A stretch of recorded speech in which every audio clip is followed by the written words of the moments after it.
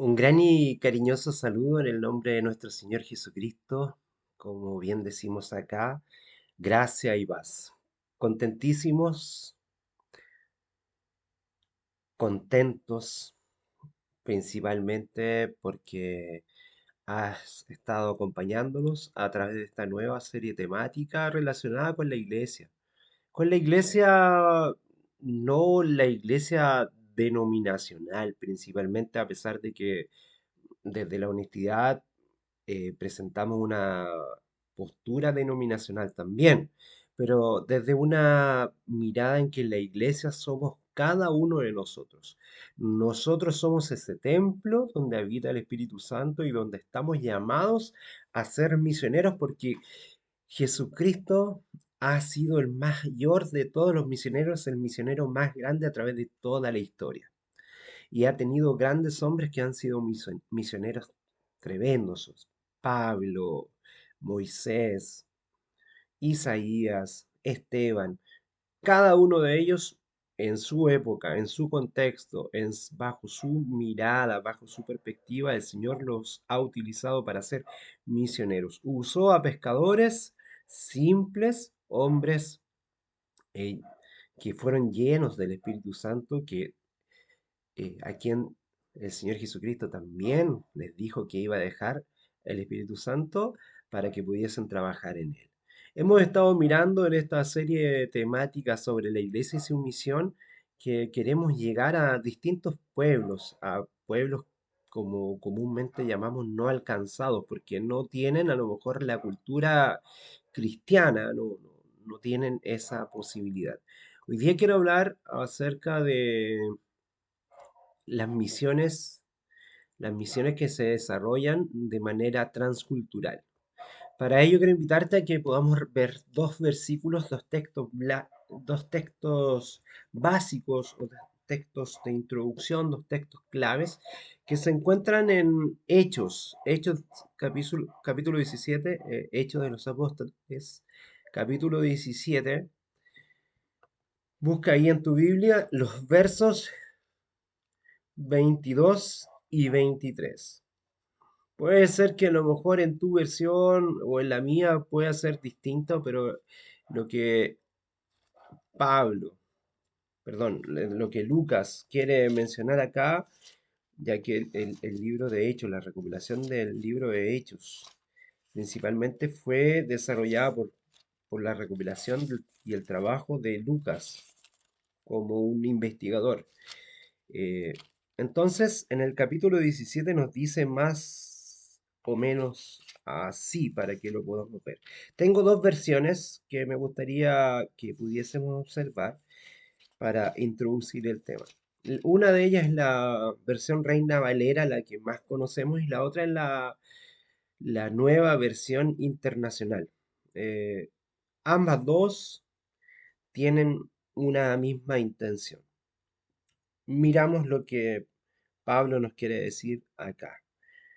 Entonces, Pablo, puesto en pie en medio del aerópago, dijo: Atenienses, en todo observo que sois religiosos, porque pasando y mirando vuestros santuarios, hallé también un altar en el cual estaba esta inscripción: al Dios no conocido, al que vosotros adoráis, pues sin conocerlo es a quien yo os anuncio. Esta es la versión que quería presentarte desde la mirada de la versión Reina Valera, pero también tengo otra que dice: Pablo se puso en medio del aerópago y tomó la palabra. Ciudadanos atenienses, observo que ustedes son sumamente religiosos en todo lo que hacen. Al pasar y fijarme en sus lugares sagrados, encontré incluso un altar con esta inscripción: al Dios desconocido. Pues bien, eso que ustedes adoran, o a este que ustedes adoran como algo desconocido, es lo que yo les anuncio.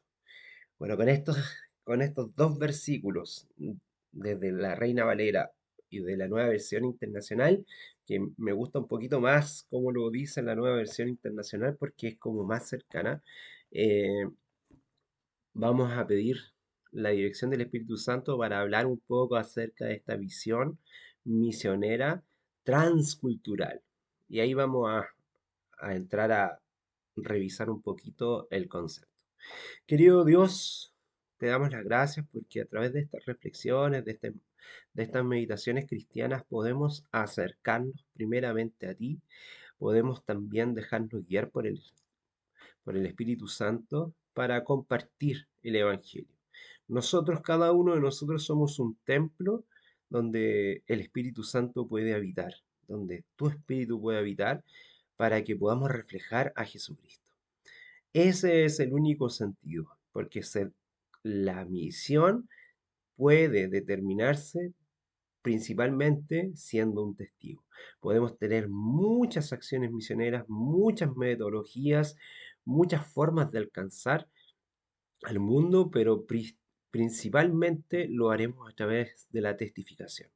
Y en cada lugar, en estos lugares no alcanzados, en las misiones transculturales, en cada espacio que tengamos, Señor, tú, a través de nuestro testimonio, a través del mensaje que es tuyo, puesto en nuestras vidas, en nuestro corazón, pero que es tuyo porque a ti te pertenece, es que queremos llegar a presentarte, Señor. Permite que tu Santo Espíritu nos pueda usar y no nosotros queramos usarte a ti, Señor, a través de buscar nuestras propias convicciones, querer usarte para hacer el trabajo misionero. No, Señor, somos nosotros los instrumentos y muchas veces lo hacemos de manera equivocada porque ponemos y creemos que somos nosotros los que tenemos la habilidad, la inteligencia, la sabiduría y principalmente los medios para hacerlo. Todo está en tus manos, Señor, y confiamos plenamente en ti. Úsanos, Señor, como instrumentos imperfectos, pero deseosos de poder presentar el mensaje. Todo esto lo agradecemos en los méritos de tu Hijo amado Jesús. Amén y amén. Bueno, hay un escritor llamado George Peters que hace un comentario sobre las misiones y lo presenta como que es la realización práctica de la obra del Espíritu Santo principalmente. En este mundo, en nombre del eterno propósito de Dios y la aplicación efectiva de la salvación, obtenida por medio de Cristo Jesús en la vida de las personas. Aquí, en esta consideración y desde la opinión de Peters, complementando un poco con lo que piensa Bosch, otro escritor cristiano, que comenta que a partir del ejemplo de Jesús, la misión consiste en deshacer la alineación y derribar muros de hostilidad, traspasando fronteras entre los individuos y los grupos. Peters, por una parte, menciona que es una obra del Espíritu Santo, pero ¿sería posible comprender esta obra? Basamos a tres textos bíblicos para revisarlos. Principalmente, antes de entrar en estos textos bíblicos, eh, lo que a ti y a mí tiene que interesarnos es que este Espíritu, el Espíritu Santo, el Espíritu de Dios que pueda tocar nuestros corazones, debe movilizarnos para hacer este trabajo. Para ello quiero llevarte a la Biblia para leer estos versículos que se encuentran, ¿cierto? Y que nos hablan un poco sobre esta misión. Dice en Mateo 28:19, por tanto, id y haced discípulos a todas las naciones, o sea, esas son misiones transculturales, a todas las naciones, bautizándolos en el nombre del Padre y del Hijo y del Espíritu Santo, ¿cierto? La expresión a todas las naciones se refiere a que todas las personas de todos los pueblos, desde la época de Jesucristo hasta el final de los tiempos, como la última expresión en el verso 20, ¿cierto? Bueno, esto ya estaba presente, si bien es cierto, esta comisión la dejó Jesucristo, ya el Señor Jesús habló, ya que queremos ser súper enfáticos y nuevamente repetir este tema de que nadie ha visto a Dios, lo que nadie ha visto a Dios, lo que señala, ¿cierto? Juan en el capítulo 1, verso 18, sino que ha sido el Hijo que a través de toda la historia humana ha dado a representar, ha mostrado quién es el Padre. Entonces, En la expresión a todas las naciones hace este énfasis. En el verso 20 dice, aquí yo estoy con vosotros todos los días hasta el fin del mundo. Esta misión va a ser hasta el final. Hay muchas ideas frente a este tema de cómo va a ser la llegada, la segunda venida de Cristo. Algunos creen de una forma, otros de otra. Otros creen que la gracia se va a terminar por un tiempo. Hay otros que creen que la iglesia, los cristianos verdaderos y sinceros, serán, serán raptados, serán recogidos en un cerrar de ojos y no estarán. Ahora, ¿quién predicará durante algunos que creen que por 7 años no estarán? Es un tema. Sea como sea, lo importante, más allá de enfrentarnos como cristianos en estas posturas ideológicas e interpretativas que no nos hacen bien porque ponemos el acento en la interpretación y no en la persona de quien vendrá por su iglesia, eh, se nos va el tiempo en dejar de predicar. Este anuncio debe ser y debería ser proclamado a tiempo y afuera de tiempo para que el mensaje de la salvación llegue a todos los pueblos.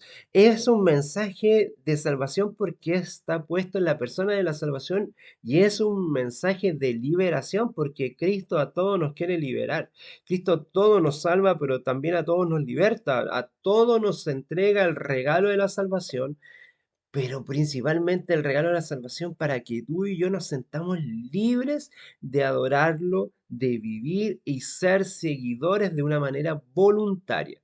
Así que, además de que a cada pueblo se deben hacer estos discípulos, surgirán nuevos seguidores de Jesús a través de la predicación del Evangelio que debe estar puesto en el acento en una persona.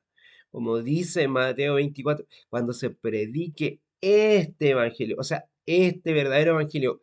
Durante 2000 años hemos predicado cualquier cualquier cosa, menos a la persona de Jesucristo. Entonces, ese es el verdadero evangelio. Para ir y anunciar, los discípulos tenían que esperar el derramamiento del Espíritu Santo. De ahí surge la promesa anunciada por Jesús. Para eso vamos a mirar en el libro de Hechos, en el capítulo 1, verso 8, que es lo que se nos señala acá.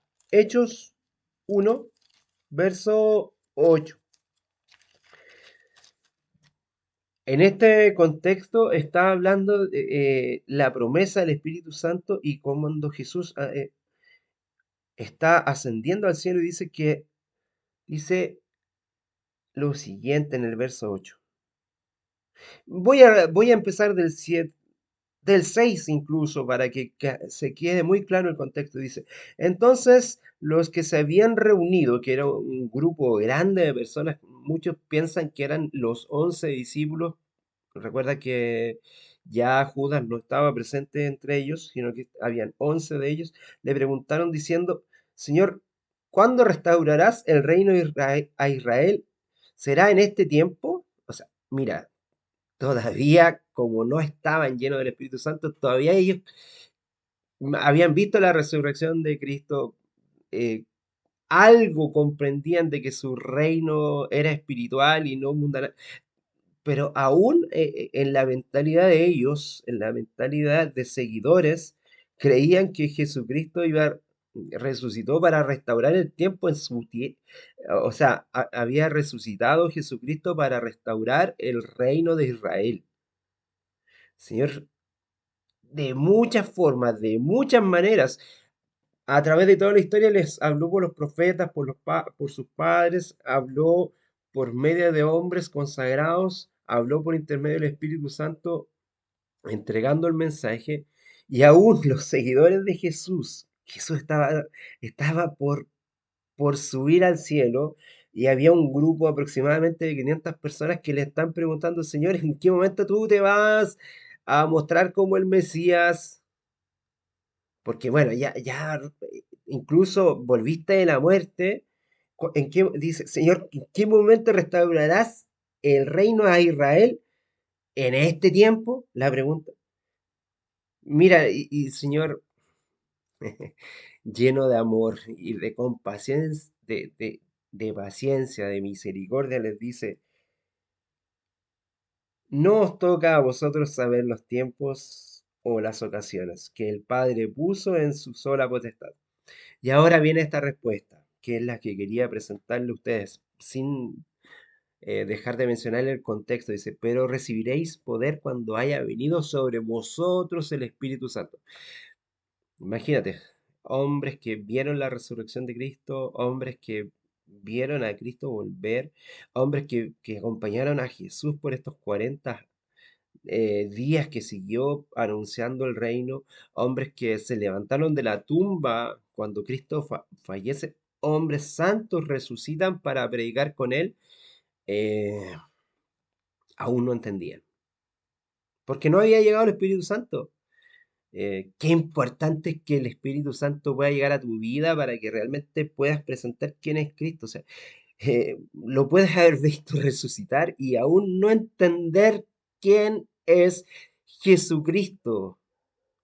Puede estar a punto de volver o puede estar a punto de volver nuevamente por nosotros y todavía no sabemos, no entendemos nada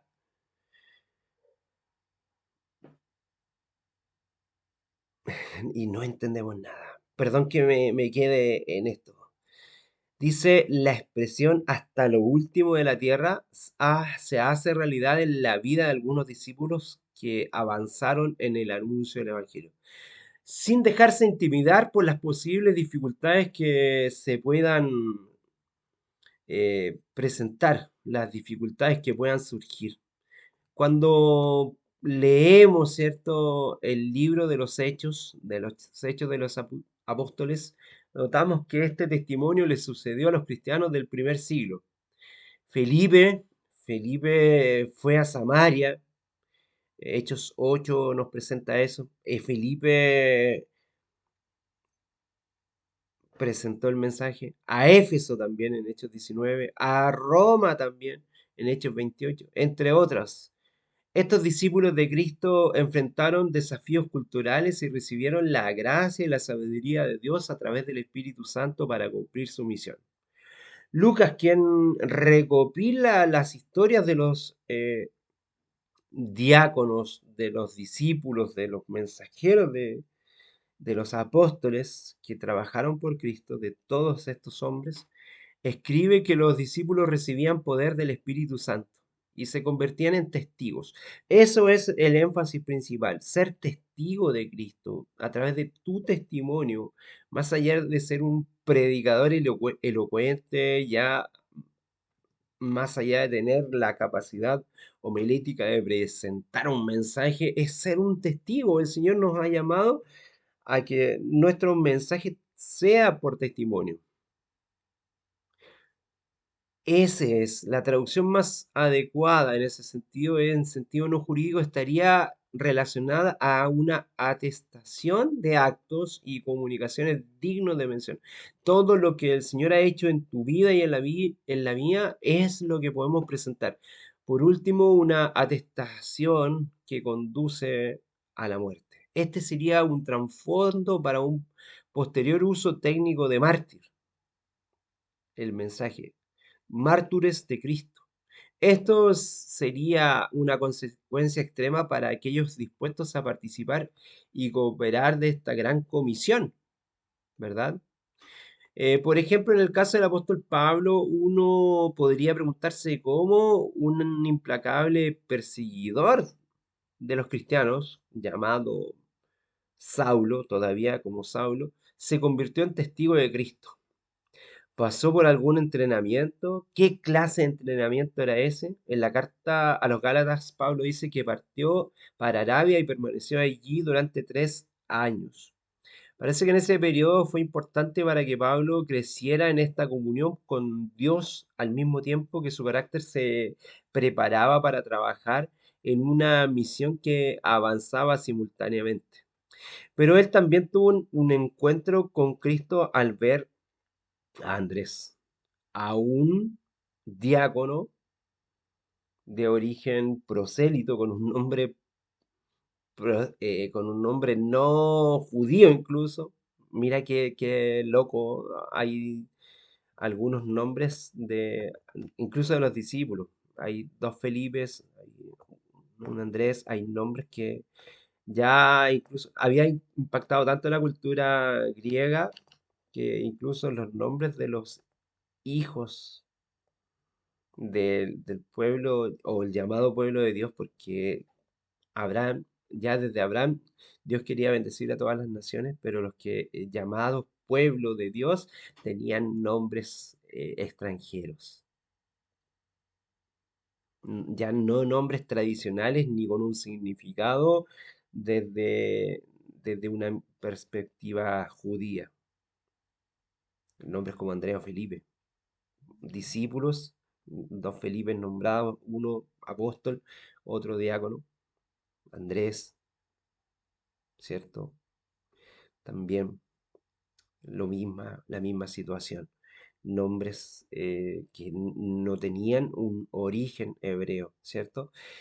Pablo dice que partió para Arabia y permaneció durante 3 años y para él fue muy importante que en ese momento, con todo lo que él vio, eh, experimenta la conversión y ese encuentro que tiene con Cristo mismo que le habla. El mandato no es hacer conversos, sino discípulos. Mira qué interesante es lo que el Señor nos plantea. No es a convertir personas, sino que a discipular personas. Esto es la genialidad de Cristo, el plan perfecto para ganar a todas las naciones, levantando un pueblo a su semejanza y a lo que puede ser una proyección a través del tiempo. No es lo mismo llevar a una persona a la conversión que discipularlo, porque un discípulo es un seguidor del maestro y el maestro no eres tú ni yo, es Cristo mismo. Crecer en su carácter, en su misma virtud que se desarrollan en su ministerio. Pablo, para ser un discípulo de Cristo, para ser un apóstol de Cristo, tiene que esperar 3 años en Arabia. Pero quiero llevarte también a la escritura en el libro de Romanos, en el capítulo 10, versos 14 y 15. Dice, ¿cómo pues invocarán a aquel en el cual no han creído? ¿Y cómo creerán en aquel de quien no han oído? ¿Y cómo irán sin haber alguien que les predique? Que fue el énfasis que pusimos, ¿cierto? En el mensaje, hace unos mensajes atrás. ¿Y cómo irán sin que nadie les predique? ¿Y cómo predicarán si nadie los envía, si no fueren enviados? Como está escrito, hace, cuán hermosos son los pies de los que anuncian la paz, de los que anuncian buenas nuevas. Nosotros mencionamos que Pablo hace esa mención al Antiguo Testamento. Y esta expresión, la expresión, y cómo creerán en aquel de quien no han oído, es muy importante. Señalaba la necesidad de los pueblos que rodeaban a Israel, que era complejo, o sea, Siria, Egipto, Macedonia, Italia, Turquía, los lugares que hoy día los conocemos con esos nombres, ¿cierto?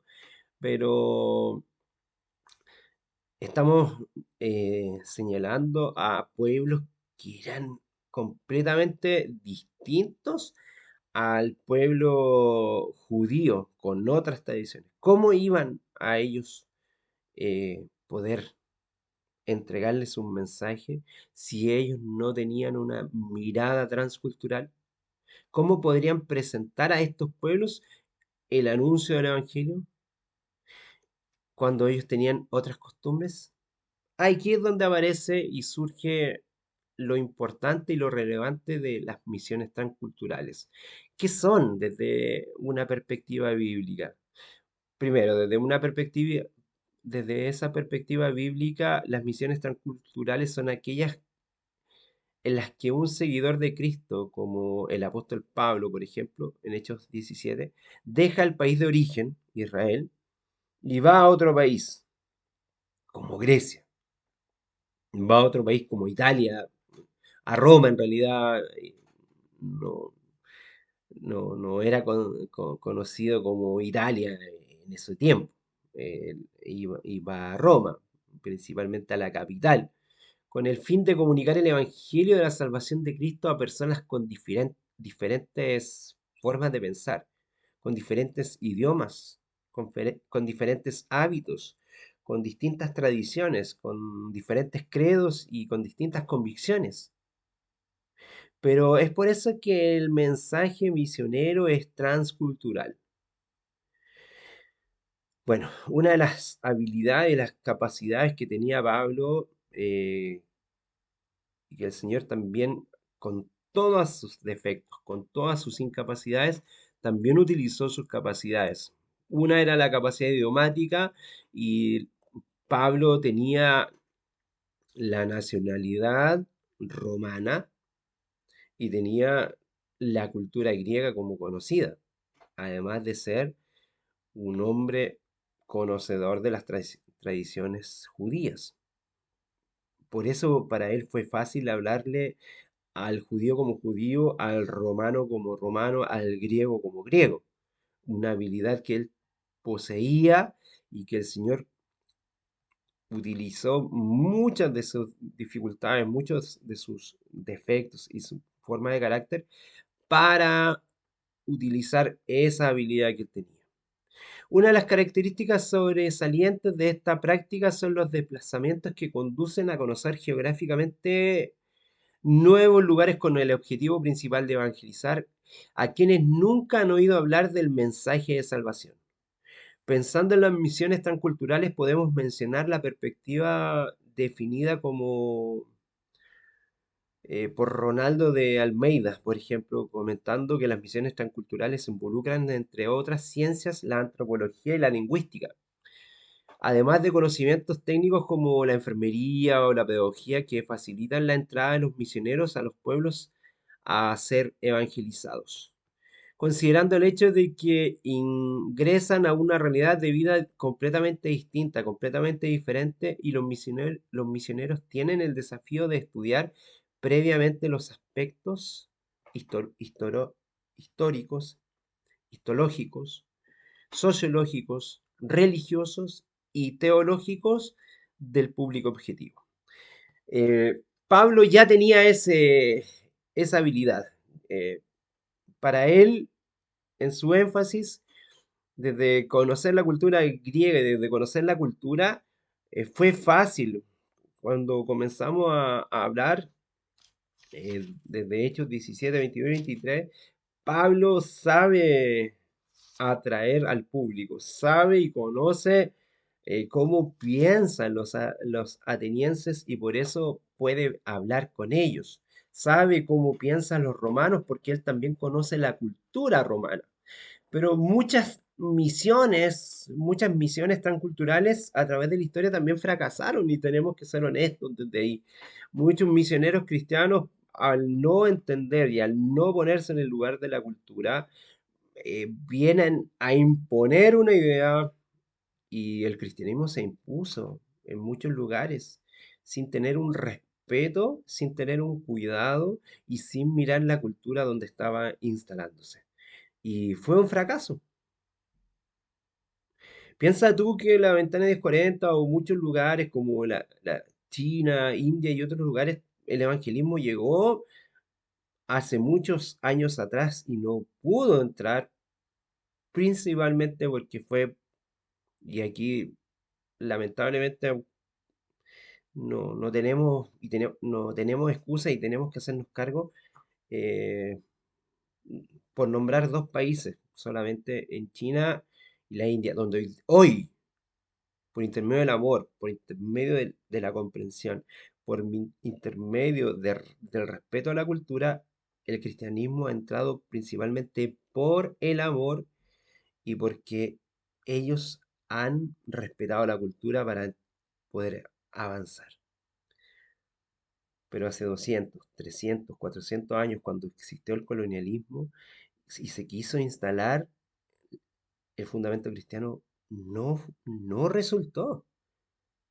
Entonces, cuando leemos los relatos que narran esta obra misionera desarrollada por el apóstol Pablo y sus compañeros como Silas, Lucas, Timoteo, Bernabé, Tito, entre otros, Tenemos en Hechos 17:22, la ciudad de Atenas, una buena referencia de lo que se experimentó Pablo al entrar en una cultura diferente a la suya.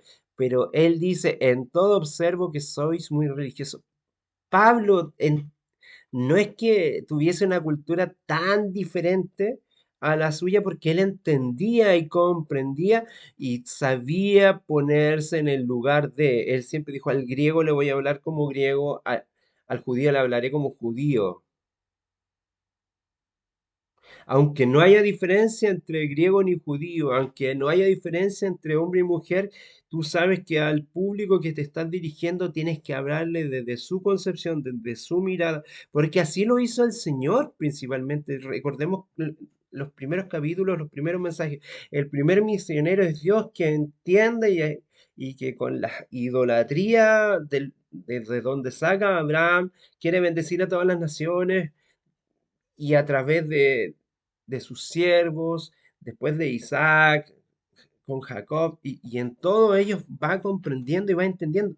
¿Por qué tú y yo no, que hemos comprendido que ellos se equivocaron en el hacer muchos de los planes del Señor, no tenemos ese cuidado y no entendemos? Mira que cómo hubiese sido para Abraham de poderoso cuando se encuentra con el rey de Egipto, con Faraón, y se enamora de su esposa y él la presenta como su hermana. Así también le pasó con el rey, con el rey Abimelech. Por intermedio de su testimonio y de haber sido un testigo de Dios, él podría haber predicado, pero se ganó, entre comillas, dos enemigos o dos personas que incluso lo bendijeron, dándole regalos para que se apartara, para que se alejara, para que ándate porque en realidad nos traes maldición. Dos hombres que quisieron casarse con su esposa porque él la presentó como hermana. O sea, imagínate. Por eso, además de ser importante, y el Señor lo quería usar a Abraham para bendecir a todas las naciones, además de ser importante de conocer aspectos científicos, históricos y culturales sobre un pueblo, notamos que el apóstol Pablo contó con la acción y dirección y principalmente el empoderamiento del Espíritu en su vida. Algo que también sucedió a lo largo de la historia de la iglesia cristiana con otros hermanos y hermanas y lo que debe suceder hoy en nuestras vidas. Eso lo presenta Hechos 13 hasta el 23. ¿Por qué la cultura es una barrera para la predicación del Evangelio? Nos podemos preguntar. Hay un escritor llamado Darrow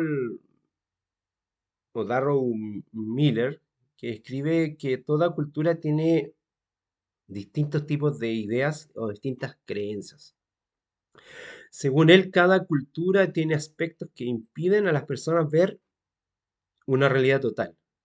Esta realidad total, comentada por Miller, se puede comprender mucho mejor cuando pensamos, por ejemplo, en el hecho de que muchas naciones tienen una deidad reverenciada como patrón de la nación. Por ejemplo, no sé, los países cristiano-católicos tienen eh, una patrona, una virgen que es patrona del lugar.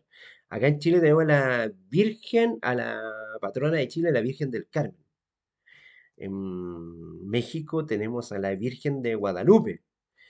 En Argentina, la de Luján. En Bolivia, a Copacabana. En Portugal, a la Virgen de Fátima. En Brasil, a la Virgen de la Aparecida. Y así, cada país tiene una patrona que a veces predomina y en ese sentido, en estos países que quise mencionar, sin, sin querer ofender a nadie en realidad, hay un predominio de la religión cristiano-católica que reconoce en su mayoría a Cristo como el Hijo de Dios y como Salvador del pecador y del perdido. Eso, pero no aceptan muchas veces en la mayoría de sus adeptos que solo por la fe en Cristo y la obra que recibe la salvación para que él disfrute de la vida eterna en la presencia del Señor como creador y sustentador del universo, tienen que obtener la salvación por una mediación.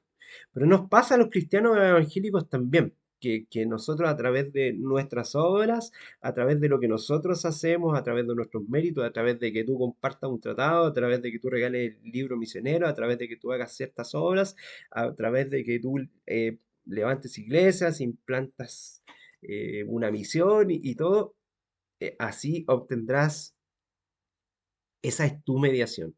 Quizás es tu mediación como cristiano protestante, como cristiano evangélico, que, que es la mediación que a lo mejor un cristiano católico lo tiene a través de estas patronas que mencionaba, que intercede por nosotros intercede en estas obras de trabajo.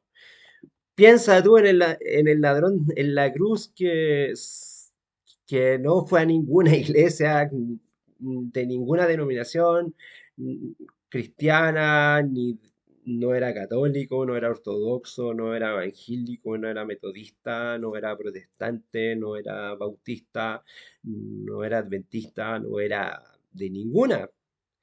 No hizo ninguna buena obra, no levantó misiones, no predicó, no hizo nada, solamente le dijo al Señor, ni siquiera se arrepintió, solamente le dijo al Señor, acuérdate de mí cuando entre en tu reino. Solo reconoció que Jesús era un rey y ni siquiera rogó por su salvación, pero en ese sentido él cambió su pensamiento porque esa es la metanoia, el verdadero arrepentimiento, la verdadera metanoia es que él cambió su forma de mirar las cosas y fue capaz de entender y comprender de que estaba ahí con el Rey de Reyes. Lo que no pudieron hacer sus discípulos, lo que leímos en Hechos 1, que los discípulos estuvieron 40 días más después de la resurrección con Cristo, aprendiendo, entendiendo todas las cosas y Jesús está por ascender, a minutos de ascender al cielo y le preguntan, ¿y en qué momento vas a establecer el reino de Israel? ¿Será en este tiempo? ¡Wow! ¿Qué nos cuesta? ¡Wow! ¿Qué nos cuesta? O sea, ¿para qué estás haciendo misión? Transfórmate en un testigo, en un testigo. Bueno, además de los aspectos religiosos, de estos aspectos de religiosidad, cada pueblo tiene sus particularidades, sus peculiaridades culturales como tradiciones, fiestas, rituales, sacrificios. Imagínate en el África, por ejemplo, las prácticas de magia, brujería no son raras. En muchos países de América Central, el Caribe y parte de Sudamérica también vemos un sincretismo religioso tremendo, eh, consagraciones que se realizan a entidades espirituales invisibles, Orichá y muchos nombres de personas que creen y mucha gente se aferra a esas creencias y cada cultura tiene sus propios ritos y mitos también. Pero cuando leemos en Hechos 16 notamos que en Filipos, Macedonia, había una mujer joven que tenía un espíritu de adivinación en ella. Pero Pablo, por el nombre de Jesucristo, manda que este espíritu salga de la joven y así sucede. Este relato demuestra el poder del nombre de Jesús para liberar a una persona del dominio de un espíritu maligno. Es interesante porque Pablo en una primera instancia no se mete más allá en el tema, eh, solo cuando se entra en el conflicto. Este tipo de conflicto, de enfrentamiento puede ocurrir cuando se anuncia el Evangelio de Cristo a culturas y pueblos que no reconocen, que no lo reconocen como tal. El poder de salvar para la eternidad y liberarnos, porque esa es muchas veces en nuestro lenguaje decimos salvar, pero la salvación la hizo Cristo. Liberarnos y, y entender que somos salvos en Cristo es una liberación para una nueva forma de vivir la vida presente. Ahí está el verdadero arrepentimiento, la verdadera metanoia. Eh, la búsqueda de un desarrollo de la vida social según las enseñanzas de Cristo va a traernos ciertamente algunas interrogantes y confrontaciones con seguidores y adeptos de diferentes credos y convicciones. Y esto nos pasa, ¿sabes? También porque nos estamos llenos de las culturas. Estamos llenos de la cultura y llenos de tradiciones. Y le pasa al cristianismo mismo. Tú y yo, que a lo mejor venimos de una tradición religiosa, que nuestra iglesia se levantó hace 400 años, otra que se levantó hace 100 años, otras 70 años, otras 100 hace 170 años, los luteranos hace 500 años, imagínate.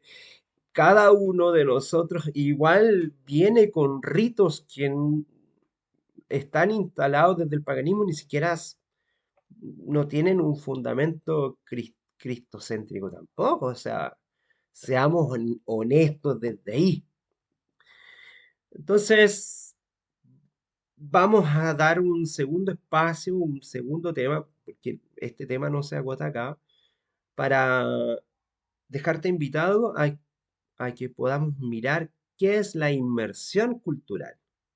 Ya hablamos un poquito acerca de la misión transcultural, que es poder llegar a otros lugares. Ahora queremos que, que nos involucrar un poquito más, nos vamos a involucrar un poquito más y nos metamos y, no y la invitación es a insertarnos y podernos sumergir a una nueva cultura para mostrar a Cristo. Esa es la invitación para que sigamos hablando sobre estas misiones transculturales. Quiero agradecerte esta oportunidad para que realmente tú y yo seamos misioneros verdaderos, porque incluso en nuestra cultura llamada cristiana hay mucho paño que cortar. Que el Señor te bendiga grandemente. Gracia y paz.